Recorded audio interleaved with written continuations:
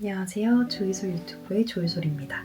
오늘은 저번에 정리해드리기로 했던 위스키 용어에 대해서 한번 정리해보는 시간을 가지려고 합니다. 위스키 같은 경우에는 굉장히 다양한 기준에 의해서 나뉘는데요. 그걸 좀 혼동스러워 하시는 경우들이 처음에 많아서 그걸 좀 깔끔하게 오늘 짚고 넘어가는 시간을 가져보도록 하겠습니다. 먼저 생산 방식을 기준으로 해서 위스키를 정해볼 수가 있는데요. 여기서 중요한 거는 보리입니다. 보리는 이제 몰트라고 해서 보통 메가를 영어로 몰트라고 하는데요. 하나의 증류소에서 보리를 100% 사용해서 전통적인 포스틸로 이용한 그런 방식을 택해서 만든 위스키를 싱글 몰트라고 하고요. 대표적인 예시로 이제 글렌리벳, 맥켈란, 아드백, 발베니도 이쪽 계열에 속해요.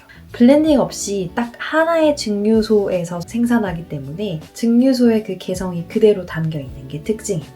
다음은 싱글 그레인입니다. 싱글 그레인 같은 경우에는 하나의 증류소이기는 하나 보리뿐만 아니라 밀, 옥수수, 호밀 같은 다양한 곡물들을 함께 사용해서 하는 거를 싱글 그레인이라고 하고요. 좀 전체적으로 캐릭터가 가볍고 달콤한 위스키라고 생각하시면 됩니다. 다음은 이제 블렌디드인데요. 블렌디드 대표적인 예시가 조니 워커가 있죠. 아무래도 블렌디드는 여러 증류소의 원액을 섞어서 만든 위스키인데요. 그렇다 보니까 이건 블렌딩 하시는 분의 역량이 굉장히 중요한 그런 위스키라고 할 수 있습니다. 대표적인 예시가 조니 워커이고요. 시바스 리갈 같은 경우에도 이제 블렌디드 위스키에 속한다고 생각하시면 됩니다. 조금 부드럽고 그래서 대중적인 맛을 가지고 있는 게 블렌디드 위스키이고요. 블렌디드 몰트 같은 경우에는 보리로 100%로 만든 그런 싱글 몰트를 섞어서 만든 거를 블렌디드 몰트라고 합니다. 여기까지가 이제 생산 방식에 의해서 분류를 해놓은 위스키의 분류법이고요. 두 번째 같은 경우에는 원료를 기준으로 위스키를 분류하는 법에 대해서 알려드리겠습니다.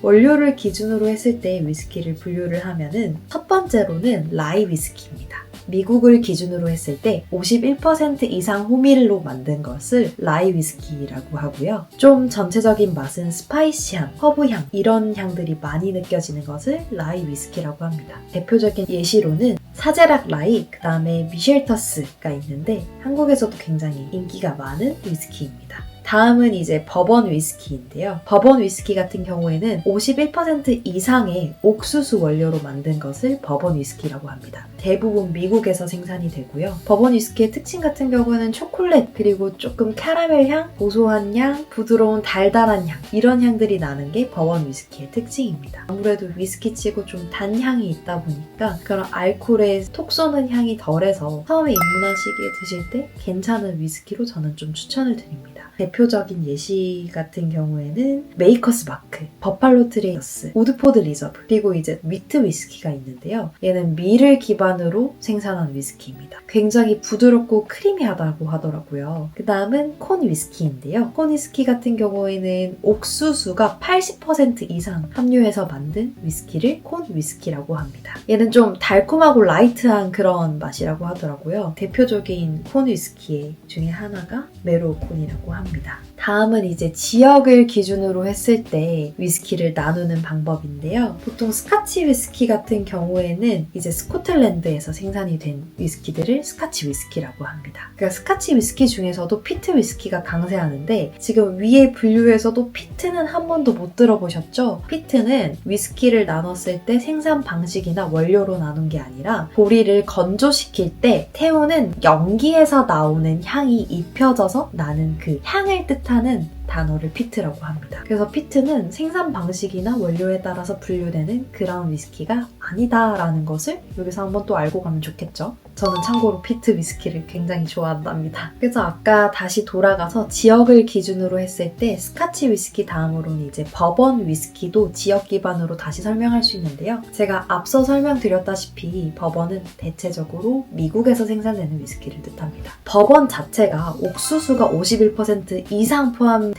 원료를 가지고 만든 위스키다 보니까 미국에서 대부분 생산이 되고요. 저는 기분이 딱 바로 좋아지고 싶을 때 버번 위스키가 항상 생각이 나더라고요. 아이리시 위스키 같은 경우에는 아일랜드에서 생산된 위스키고요. 제페니스 같은 경우에는 유명한 히비키, 타쿠슈티알 이런 친구들이 일본에서 생산된 위스키인데 그런 친구들을 대표적으로 제페니스 위스키라고 한다고 합니다. 네, 그러면 여기까지 잘 보셨나요? 용어 정리를 이렇게 좀 끊어서 해보려고 해요. 위스키 단어들이 워낙 많다 보니까 아무래도 한 번에 이해하기는 좀 어려우실 수도 있어요. 처음에 기본적으로 이 정도 용어만 알아도 좋을 것 같아요. 자, 그러면 제가 최근에 먹었던 라프로이 같은 경우에는 피트 위스키예요. 그러면 피트 위스키는 어떻게 될까요? 생산 방식이나 원료에 의해서 분류되는 게 아니라 그런 보리를 한번 말릴 때 그때 사용하는 원료에서 나는 향을 피트라고 해서 스파이시하거나 훈연향이 나는 그런 거를 피트 위스키라고 합니다. 여기에 에이즈드 10년, 쉐리 오크 캐스크 피니쉬 이렇게 적혀 있는 것들은 다음 시간에 용어 정리를 한 번 더 해보도록 할게요. 안녕.